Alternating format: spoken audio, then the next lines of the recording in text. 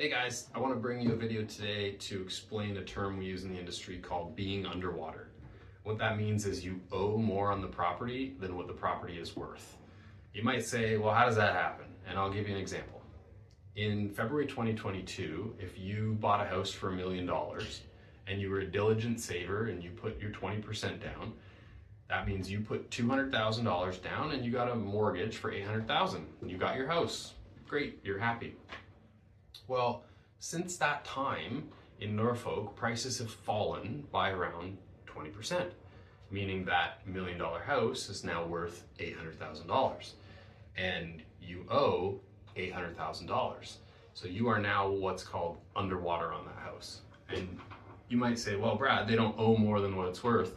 And that's true, but if prices fall further, they will. And even if it's worth $800,000, in order to sell that house, you have to pay realtors, lawyers, you probably have to pay to break your mortgage.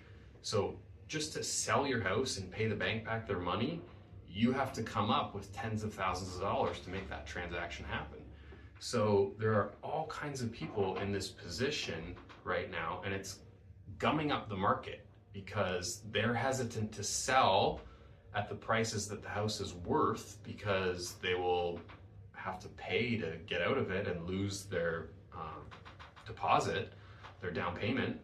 And there's also this other subset of buyers that was taking place at that time, which was the investors, the people buying rental properties.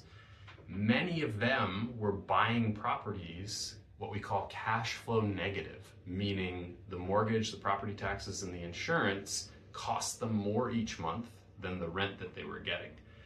And at the time, they might say, that's okay that I'm losing $200-300 a month because next year this property is going to be worth so much more money and I'm going to sell it for a huge profit and it'll make up for the small losses.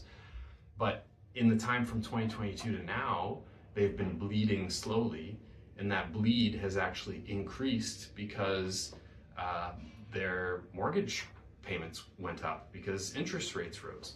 So there's all this friction and stickiness for those particular sellers, and I don't know how it's going to work out.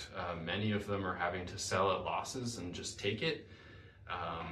If you find yourself in this position and you are a homeowner living in your home that you are underwater on, don't fret, because so long as you can make your payments, the bank is happy, they're not coming to take the house, they're satisfied. If you find yourself though where you can't make the payments or you're gonna have to sell, you're gonna have to make some tough decisions about how to handle that. I feel for those people. There's a lot of them out there and it's gonna be a difficult time. And best of luck to them. All right, take care.